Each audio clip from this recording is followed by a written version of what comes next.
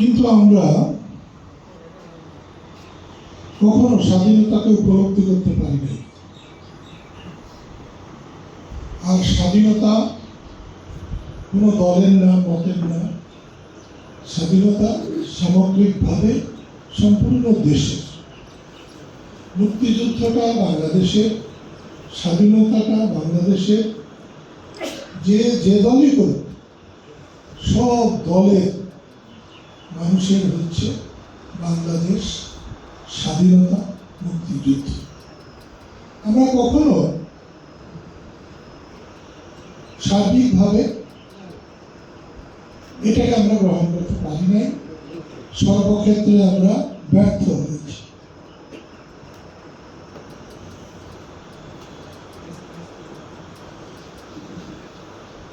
আমি আমাদের বন্ধুদের নিয়ে কৃষক শ্রমিক জনতা লীগ গঠন করেছিলাম মানুষের সেবা করার জন্য, মানুষের পাশে দাঁড়াবার জন্য, মানুষের পাহাড় দাঁড়াবার জন্য।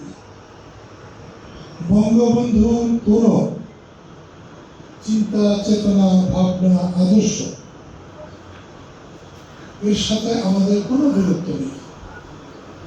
আমার দল বঙ্গবন্ধুর দল, আমার দল মাওলানা ভাসানীর দল। আমি সেই আওয়ামী লীগের সদস্য ছিলাম যে আওয়ামী লীগ বঙ্গবন্ধু বানিয়েছিলেন, যে আওয়ামী লীগ মাওলানা ভাসানী বানিয়েছিলেন। মুক্তিযুদ্ধের কথা অনেকে অনেকভাবে বলার চেষ্টা করল। মুক্তিযুদ্ধটা একদিনের না। 52-তে ভাষা আন্দোলন না হলে 6 দফা আন্দোলন হতো না। 6 দফা আন্দোলন না হলে 11 দফা আন্দোলন হতো না। 11 দফা আন্দোলন না হলে শেখ মুজিবের মুক্তি হতো না, তাকে ফাঁসি দেওয়া হতো। আগরতলা ষড়যন্ত্র মামলায় তাকে ফাঁসি দেওয়া হতো। 11 দফা আন্দোলনের মধ্য দিয়ে আমরা মুক্তি পেয়েছিলাম বলেই বঙ্গবন্ধুকে পাকিস্তানিরা ফাঁসি দিতে পারে নাই। 69-এর গণ আন্দোলনের মধ্য দিয়ে 70-এ যে নির্বাচন হয়েছিল, সেই নির্বাচনে বাংলাদেশে তৎকালীন পূর্ব পাকিস্তানে প্রায় 90-95% মানুষ বঙ্গবন্ধুকে সমর্থন করেছিলেন, তার নৌকাকে সমর্থন করেছিলেন, তার দলকে সমর্থন করেছিলেন। এরপরে পাকিস্তানিরা যখন জনগণের রায়কে মানে না, 70-এর নির্বাচনের মানুষের ভোটাধিকার যখন মানে না, তখন কিন্তু 25শে মার্চ পর্যন্ত আমরা অপেক্ষা করেছি। কিন্তু পাকিস্তানিদের বোধ উদয় হয় নাই। তারা জনগণের রায়কে, জনগণের ভোটকে তারা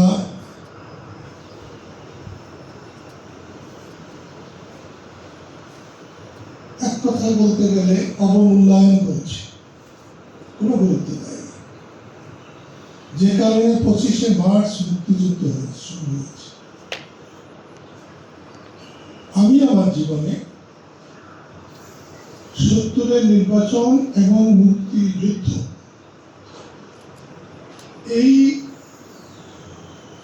দুটি জিনিসে বাংলার মানুষ যে একত্র হয়েছিল, ঐক্যবদ্ধ হয়েছিল, এমনটা কখনো হয়।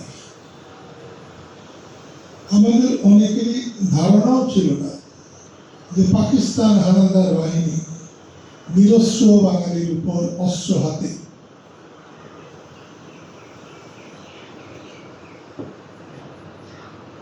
ঝাঁপিয়ে পড়তে পারে। সেটা আমরা লক্ষ্য করলাম, দেখলাম যে আমাদের উপরে ঝাঁপিয়ে পড়ে।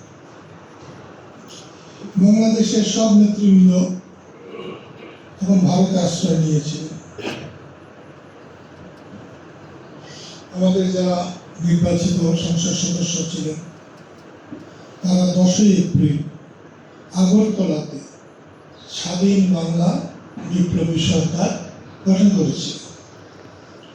আর আজকে এই মুজিবনগর দিবসে 17ই এপ্রিল সেখানে তারা শপথ নিয়েছে এবং সারা দুনিয়ায় সেই শপথ সারা দুনিয়ায় প্রচারিত হয়েছে। একটা জিনিস আমি বলবো, যে আমরা মুক্তিযুদ্ধ করেছি, আমাদের সকলেরই ভূমিকা আছে, সকলেরই ত্যাগ আছে, প্রতীক্ষা আছে, কষ্ট আছে।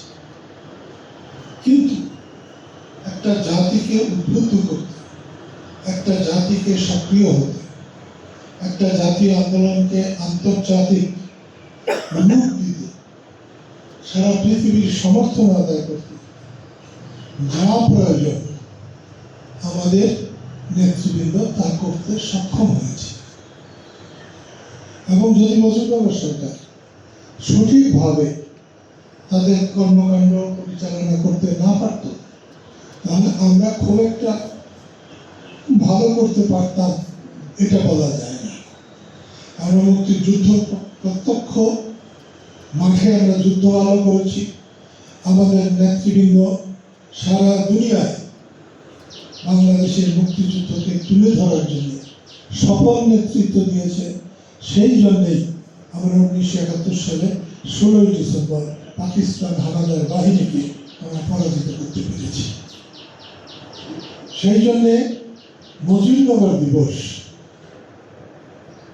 কারো একার না, কোনো দলের একার না। মুজিবনগর দিবস সকল দলের, সকল মতের, সকল পথ, এমনকি মুজিবনগর দিবস বর্তমান সরকারের, এমনকি মুজিবনগর দিবস বর্তমান যে বিরোধী দল আছে তাদেরও মুজিবনগর দিবস। তারা পালন করুক আর না করুক, এটা বুঝতে হবে। মুজিবনগর না হলে, মুজিবনগরে আমাদের বাংলাদেশ সরকারের গঠন না হলে, বাংলাদেশ সরকারের শপথ গ্রহণ না হলে, তাহলে আমরা বাংলাদেশের স্বাধীনতা আনতে পারতাম। সেই জন্য এখানে আমি স্পষ্ট করে বলতে চাই যে কারণে এটা মনে করার কোনো কারণ নাই যে মুজিবনগর দিবস আমাদের না তাদের, আমাদের না ওদের। মুজিবনগর দিবস আওয়ামী লীগের, মুজিবনগর দিবস বিএনপির না, এটা ঠিক না। যতকাল এগুলো করে যাবে, ক্ষতিগ্রস্ত যারা এটা করবে তারাই হবে। সেই জন্য আমি বলছি, আমাদের দলের লোকেরা যারা, তাদের মধ্যে চেতনা থাকা দরকার। মুজিবের চেতনা, বঙ্গবন্ধুর চেতনা, স্বাধীনতার চেতনা, বাংলাদেশের চেতনা। এক বক্তা বলছে, গতকালকে আমি স্বাধীনতা পুরস্কার যেখানে দেওয়া হলো সেখানে গিয়েছিলাম। এখন আমার পাওয়াটা বেশি কাজ করে না। কত দূর হবে এখান থেকে? আমার গেটের 3 গুণ দূরে থেকে আমি হেঁটে গেছি, আমার কষ্ট লেগেছে। যে মানুষ 25 মাইল 30 মাইল না হাঁটলে ভাতই হজম হতো না, সেই মানুষ কিন্তু আজকে 100-200 গজ যাতায়াত করতে একটু কষ্ট হয়। কিন্তু আমি আল্লাহর কাছে সবসময় প্রার্থনা করি, আল্লাহ যেন আমাকে, আমি যতক্ষণ বেঁচে আছি ততক্ষণ যেন আমি হেঁটে চলে যেতে পারি। আল্লাহ ওইভাবে যদি দেয় তাহলে মনে করবো আল্লাহ আমার প্রতি যথেষ্ট দয়া করেছে। কালকে উসমানী মিলনায়তনে স্বাধীনতা পুরস্কার দেওয়া আমার খুব পছন্দ হয়েছে। মাননীয় প্রধানমন্ত্রী তারেককে আমি কালকে বহুদিন পরে, নাহলে 20 বছর পরে আমি গিয়েছিলাম, তাকে আমার খুব ভালো লেগেছে। পুরস্কার বিতরণের সময় প্রথম যাকে পুরস্কার দেওয়া হয় সেখান থেকে পুরো 1 ঘন্টা সময় নিয়েছে, মনে হয় 55 মিনিট। এই 55 মিনিটই একটানা দাঁড়িয়ে থেকে সবাইকে হাসি মুখে পুরস্কার দেওয়া আমার খুবই পছন্দ হয়েছে। যারা পুরস্কার পান, স্বাধীনতা পুরস্কার, যে সে কথা না, বেসরকারি প্রথম পুরস্কার, প্রধান পুরস্কার সবচেয়ে সম্মানী পুরস্কার হচ্ছে স্বাধীনতা পুরস্কার। এবং যাদেরকে এই পুরস্কার দেওয়া হয়েছে, আমার কাছে মনে হয়েছে একটা পুরস্কারও অপাত্রে দেওয়া হয় নাই। আরেকটা কথা বলবো যে আমি বোধহয় সামনাসামনি বেগম খালেদা জিয়ার অনেক বক্তব্য শুনেছি, কিন্তু তারেক রহমানের বক্তব্য আমি কালকেই প্রথম সামনাসামনি শুনলাম। আমার ভালো লেগেছে। তার বক্তব্যে স্বাধীনতা আছে, তার বক্তব্যে গভীরতা আছে, তার বক্তব্যে জাতীয় ঐক্যের একটা আকাঙ্ক্ষা আছে। সেই জন্য আমি তাকে ধন্যবাদ জানিয়ে এসেছি। আমি দোয়া করি আমার চোখে যে কোনো যেভাবেই নির্বাচিত, চুরি করে অনির্বাচিত সরকার অনির্বাচিত সরকারের চেয়ে লক্ষ গুণ ভালো। যদি তারেক রহমান তার দলের একেবারে নিম্ন পর্যায়ের লোকদের সামাল দিতে পারে, তাহলে আমার কাছে মনে হয় তারেকের ভবিষ্যৎ অনেক সুন্দর। কেউ না কেউ রাষ্ট্র চালাবে। আমি চালাতে পারলাম না বলেই অন্যকে ছোট করতে হবে, এটা রাজনীতি না, এটা মানবতা না। যে সম্মানে তাকে সম্মান দেখানো দরকার।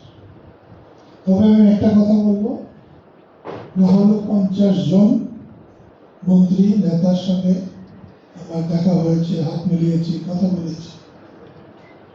সকলের মধ্যে দারুণ আগ্রহ দেখেছি, দারুণ শ্রদ্ধা দেখেছি। না হলে 30 জন মন্ত্রী তো হবেন যারা গভীর শ্রদ্ধা নিয়ে আমার সঙ্গে হাত মিলিয়েছিল। কেউ উঠে এসে হাত মিলিয়েছেন, কেউ আমার যাওয়ার পথে হাত মিলিয়েছেন, কথা বলেছেন। তো অত্যন্ত দুঃখের সাথে বলবো যে আমি উঠে গিয়ে আমাদের এখান থেকে নির্বাচিত আহমদ আজমের সঙ্গে আমি হাত মিলিয়েছি, কিন্তু তার মধ্যে কোনো উষ্ণতা দেখতে পাই নাই। তার হাতের মধ্যে কোনো পরশ খুঁজে পাওয়া যায় নাই, যেটা তারেক রহমানের সঙ্গে যখন আমি হাত মিলিয়েছি তার মধ্যে যে উষ্ণতা, তার যে আগ্রহ, তার যে আকুতি, কেমন আছেন, আমি ভাবছিলাম তাকে আপনি বলবো না তুমি বলবো। এটা নিয়ে যখন বৈঠক হবে তখন কথা হবে, কিন্তু আমি তাকে তুমিই বলেছি যে তুমি কেমন আছো। বলছে আঙ্কেল ভালো আছি, দোয়া করো। আমরা কতটুকু আশা করি, আমরা সাধারণ ভদ্রতা আশা করি, আর আমি আশা করি সাধারণ মানুষ যাতে মানুষের উপর যেন কোনো দলীয় পীড়ন, সরকারি পীড়ন না হয়। আমি এইটা আশা করি। সরকারি পীড়ন না হলে, দলীয় পীড়ন না হলে, দেশের সাধারণ মানুষ ভালো থাকলে, খুশি থাকলে, আমার থেকে খুশি কেউ নেই। আমি তাকে আমার জান প্রাণ দিয়ে আমি সমর্থন করব, ভালোবাসবো। আমি বঙ্গবন্ধুকে যেমন ভালোবাসি, ঠিক তেমনি যে এদেশের মানুষের দুশ্চিন্তা দূর করতে পারবে, কষ্ট দূর করতে পারবে, মানুষের রুটি রুজির সংস্থান করতে পারবে, আমি তাকে আমার চাইতে বেশি করে ভালোবাসতে চাই, সম্মান করতে চাই। আমি আমার সর্বস্ব দিয়ে তাকে আমি সমর্থন করতে চাই, এবং আমার দলের নীতি আদর্শ ঠিক তাই। আমি আবারও বলছি, আজকে এইখানে এই উপস্থিতি 10 ভাগের 1 ভাগ উপস্থিতি যদি হতো, আমি গর্বিত হতাম। আমি জানি উপচে পড়াও জানি, টান পড়াও জানি, জোয়ারও জানি, ভাটাও জানি। আমার সঙ্গে 10টা লোক যদি আন্তরিকভাবে কাজ করে, দেশকে ভালোবেসে, মানুষকে ভালোবেসে, কোনো চাওয়া পাওয়ার কথা চিন্তা না করে, তাহলে আমি মনে করি লক্ষ মানুষের চাইতে বড় হবে ওই 10 জন মানুষের আমার কাছে। সেই জন্য আমি সবাইকে আবারও ধন্যবাদ জানাই। মুজিবনগর এটা বাংলাদেশের সৃষ্টি, সাথে জড়িত। তাই মুজিবনগর দিবস এটা কারো বাবার না, কারো মায়ের না, কারো ভাইয়ের না, কারো বোনের না, কোনো দলের না। মুজিবনগর দিবস সকলের, বাংলাদেশের স্বাধীনতার। এই কথাটা আমি সবাইকে মনে রাখতে বলছি। যারা আজকে আয়োজন করেছে আমি তাদেরকে ধন্যবাদ জানাই। আমি খুশি হয়েছি। যারা বক্তৃতা করছে তাদের বক্তৃতায় খুশি হয়েছে।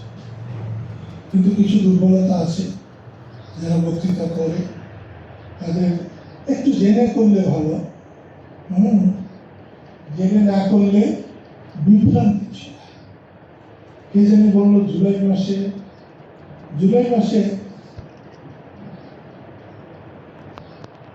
কি জানি বললো জুলাই মাসে সেটা ছিল না, সেটা ছিল আগস্ট মাসে। আর মুজিবনগর দিবস হচ্ছে 17ই এপ্রিল। 10ই এপ্রিল